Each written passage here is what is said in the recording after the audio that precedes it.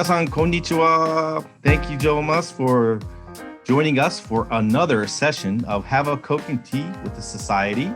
My name is Yoshi Domoto. I am the Executive Director of the Japan America Society of Georgia, and so thrilled that you are tuning in today as we have a very special guest speaker, Mr. Jan de Bakker from Fluida. Jan, hello. Thank you so much for joining us. Tell us a little bit about yourself and your company. Thank you, Yoshi. It's a pleasure to be with you. So my name is Jan de Bakker. I'm originally from Belgium. I moved to Atlanta in April of last year. So I moved to the States in 2012, something like that, but a recent neighbor in Atlanta. And I run a company called Fluida. And Fluida is active in the imaging space, so the medical imaging space, with a specific focus on respiratory imaging. So we developed new technology that starts from high-resolution CT scans, so pretty much scans that can be acquired in any modern hospital. And then we use our software to really extract all the information that is in those scans. And really we do that to better understand lung diseases and also to help pharma companies to develop better drug for these lung diseases. And as you know, we're going through a respiratory pandemic right now, so there is a big need for better understanding these diseases so that we can develop better drugs, treatments, and hopefully in the future come up with better solutions so that we don't have to shut down the whole economy again if maybe another respiratory pandemic hits. That's in a nutshell what we've been doing for the last 15 years or so. So we've really been building up to this moment, and I think the technology is now more useful than ever. So we're quite busy and we're looking forward to expanding our activities in the next few months and years.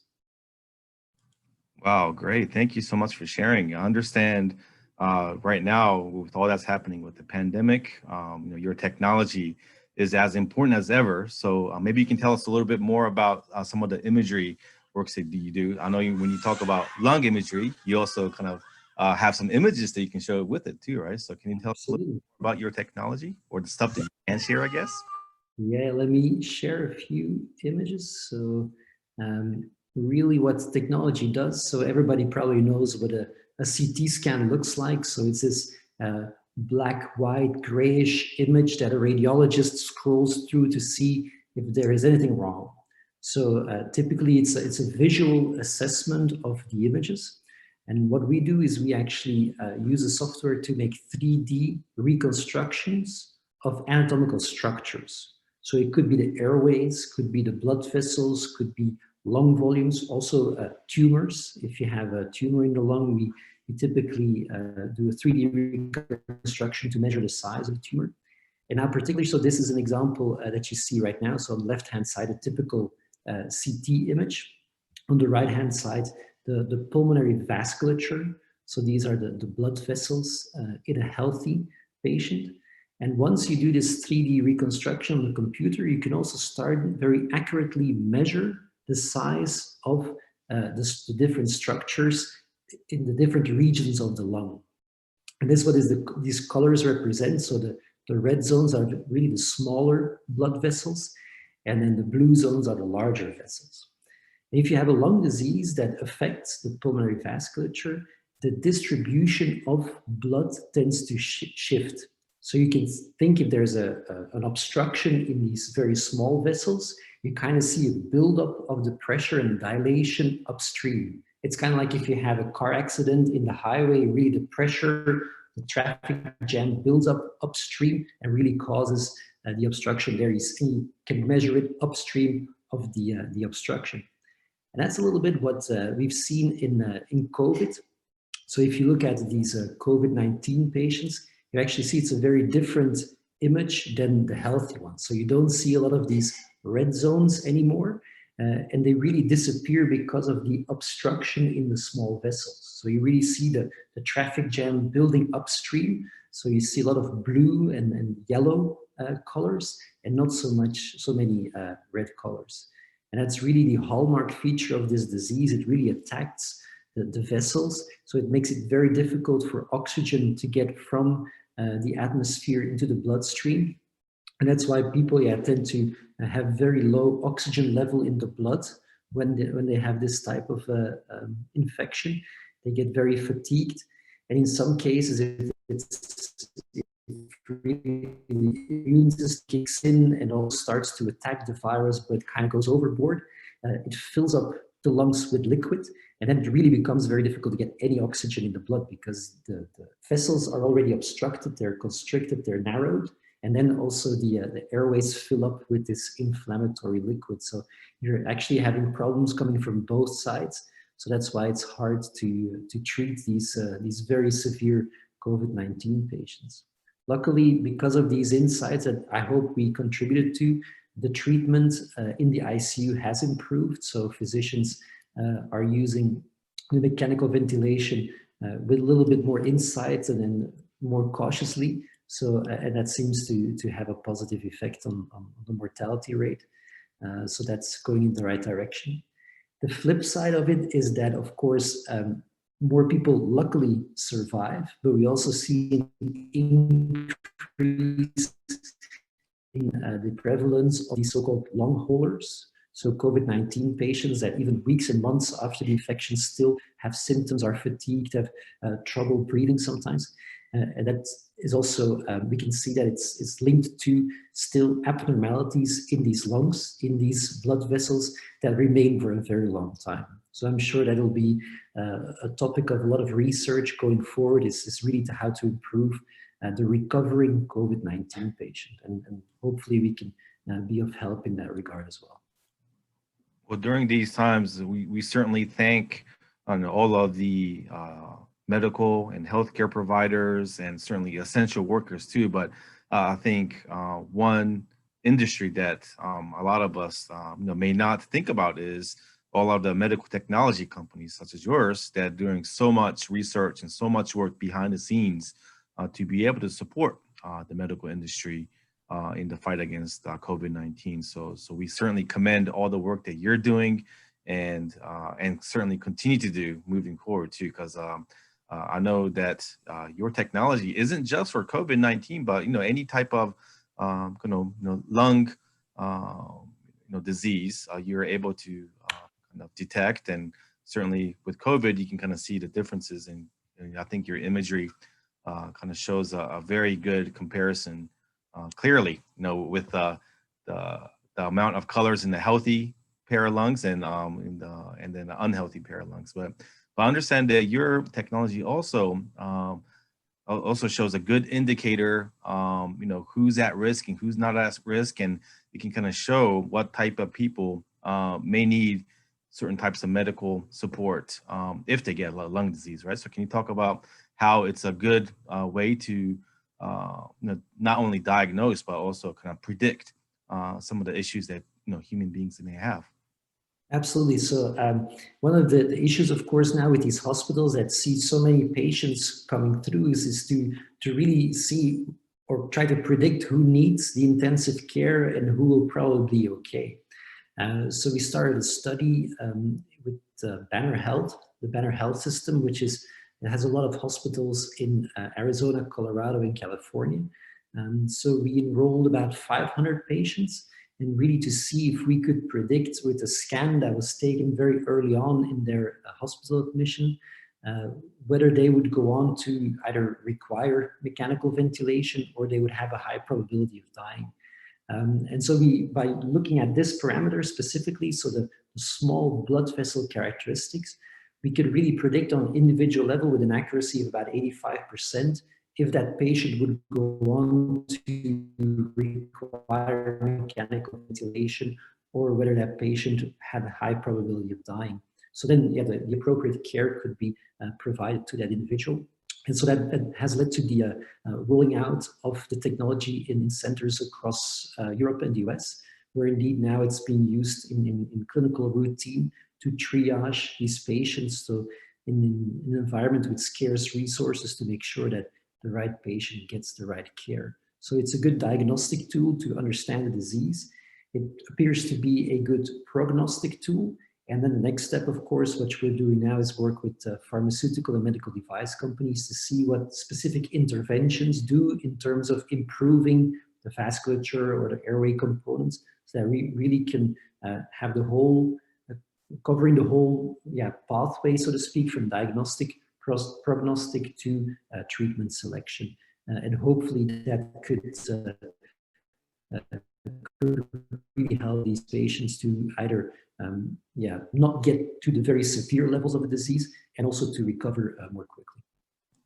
Well, that's wonderful that you're able to fill a need for every step of, I guess, the treatment process, right? So we definitely thank for all the work that you're doing to be able to, in the end, help provide support for hospitals and healthcare providers to be prepared, I guess, for patients that may be coming through and make sure that they can provide the best type of support to their patients too. So yeah, and I think there's also, I mean, the pandemic, of course, is a very, very difficult time for, I would say, pretty much everyone. But I think the good news is that, as you also alluded to, this is, of course, a lung disease. There are many more lung diseases.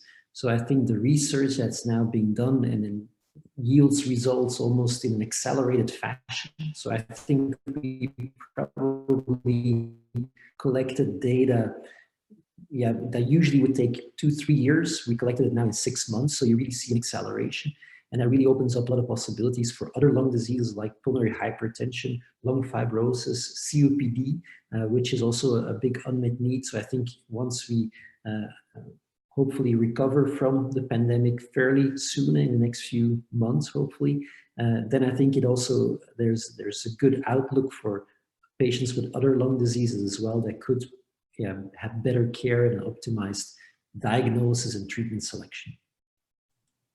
great. Well, I know you're a very specialized company, but what sets your company apart from, I don't know if you even have too many competitors, but what makes your company so unique?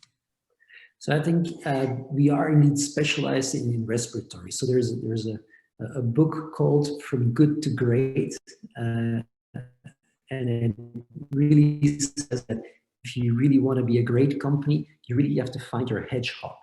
And your hedgehog is really your niche, where it's a combination of being able to be the best in the world, something you're passionate about, and something that makes economic sense. In our case, it's really the respiratory world, and combining my background, which is in aerospace engineering, with, in my case, my father's background, who's a respiratory physician, that really drives the innovation.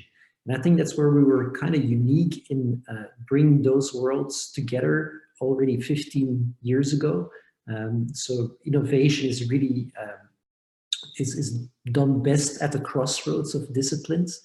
And we brought the disciplines together really to understand, of course, the lung diseases, but initially also the treatments. So we started kind of from the solution side. We wanted to understand what bronchodilators do or anti-inflammatory drugs do.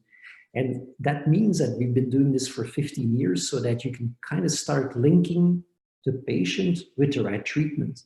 And that is unique or fairly unique in the digital diagnostic space, because sometimes you see these medical images and you say, wow, pretty picture, impressive, but so what? What are we going to do about it? So as a physician, it's nice to have it, but you really need to be able to link it with a solution.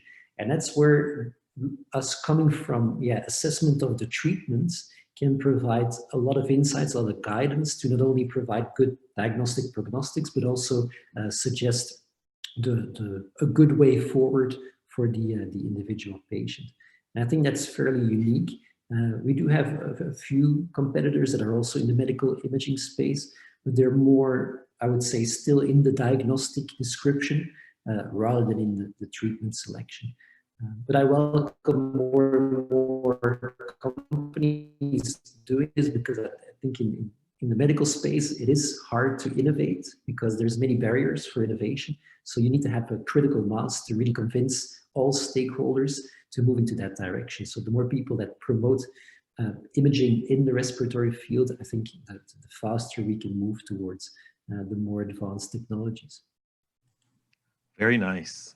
So I know you're from Belgium and your company's from Belgium, but I think your company is, very global company in that your products and your technology, are able to help all people from wherever, if they're from Europe, North America, South America, Asia, Africa, Australia, right? So, but we are the Japan American Society of Georgia. So You told us about your connection to Georgia and that you moved to Atlanta recently, and now you're one of our uh, close neighbors. But tell us maybe a connection to Japan. I understand you've traveled to Japan a few times.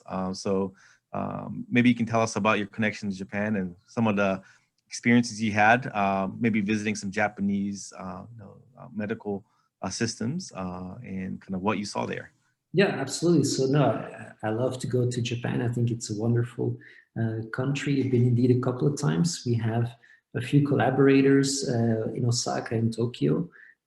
So it's definitely an environment that is um, very much technology minded, very good science, very good clinical science as well. So there are wonderful collaborations that we have there. Um, a lot around severe asthma, so which remains a problem worldwide. And then now the increased pollution, it is I think becoming a problem maybe again even more than it was before. So there's still good work to be done. As you know, the last year it's been very difficult to travel anywhere by anyone. Um, but luckily we have these virtual meetings that can help us to communicate. I think one of the main advantages of our approach is that all these images are digital. So it's just once you take the CT scan, it really doesn't matter where you do the analysis. It's all through the cloud. It's all in a digital way. And that actually really facilitates the so-called exponential growth of anything that gets digitized. So if you think about music, for instance, in the 1400s, you really need to have like an orchestra next to your bed to have any music. And now you have all the music in the world on your phone for, what is it, $9 per month or something. So that's really the evolution that you see once you digitize something.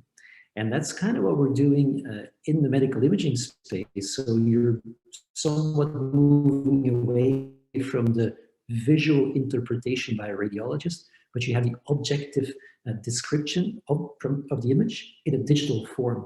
And that facilitates collaboration, interaction with sites around the world, so that it doesn't matter whether it's a site in Japan, in China, in Africa, in the US, in Europe. It really allows us to do that all, and then in a standardized way. And I think that's also one of the things that is really needed, is to standardize the way we look at medical images. And I think that will happen at an accelerated pace in the next few years, I'm quite sure. So we're looking forward to continue the collaboration with our Japanese colleagues, and then hopefully we'll be able to travel to Tokyo and Osaka in a hopefully somewhat near future.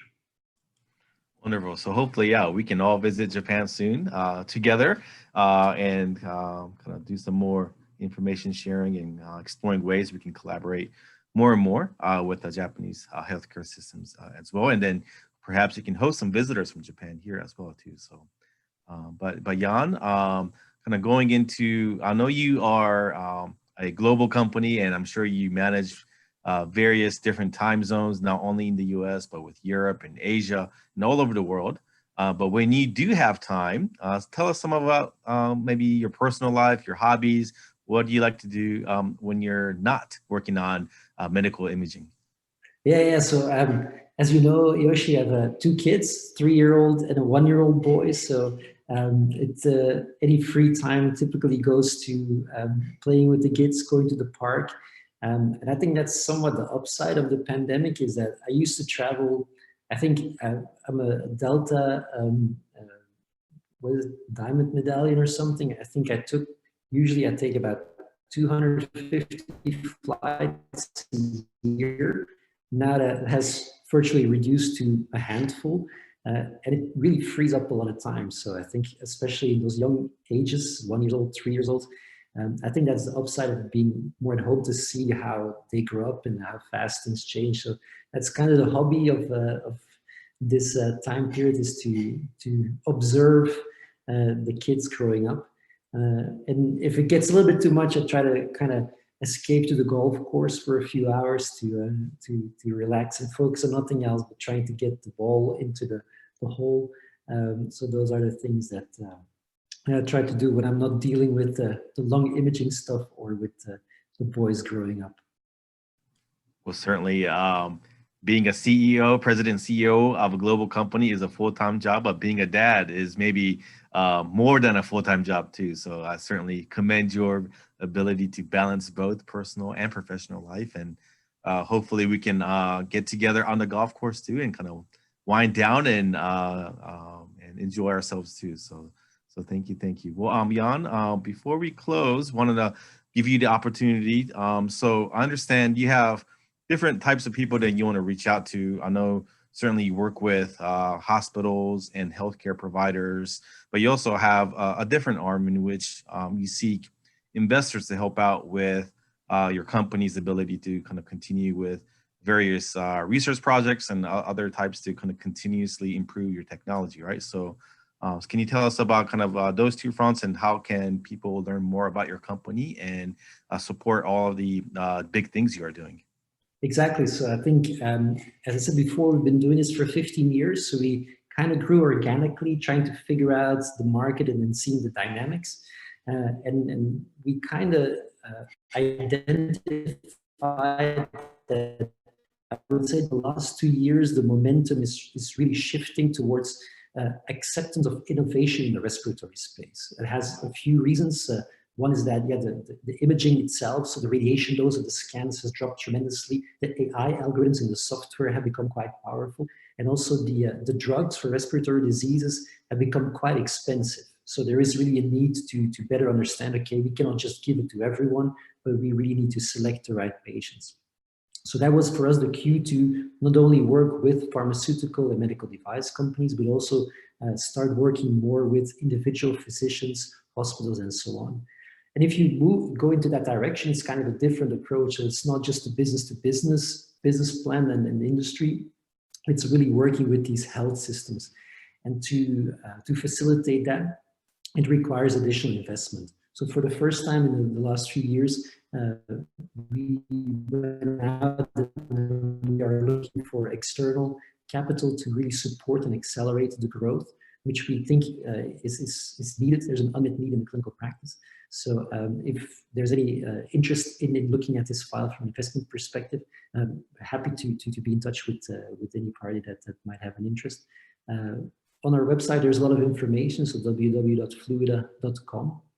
And yeah, you can either reach out through that or through you or me directly, and happy to discuss.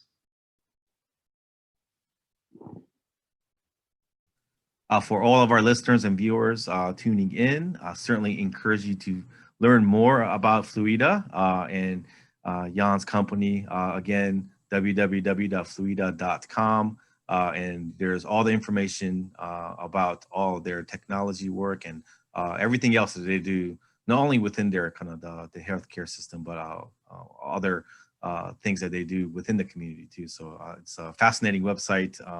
I definitely learned a lot by just visiting the other day. So, but thank you again, Jan, for joining us. So to kind of close us out, any final words of wisdom, messages of hope that you want to share with our viewership? Well, I mean, I think as in all difficult times, the motto that I think is the most important for us, especially in innovation, in the startup space, in the medical industry, is never ever quit. So if times get tough, don't give up. I think there's light at the end of the tunnel. So for everyone that needs a little pick me up, please make sure to never ever quit. That's a wonderful message, right? So don't give up, never ever give up, right? Just keep on going and make the best out of any situation. So, well, Dr. DeBacher, or DeBacher Sensei, thank you so much for joining us today. We really appreciate you taking the time. And for everyone tuning in, certainly again, visit Fluida's website, fluida.com, to learn more. And if you or anyone you know want to learn more about their technology and their products and services, go ahead and contact Fluida's Information Center, and they'll be happy to share more details about their work. Thank you so much, everyone. Stay safe, and hopefully you all have a happy holidays. Take care. Bye-bye.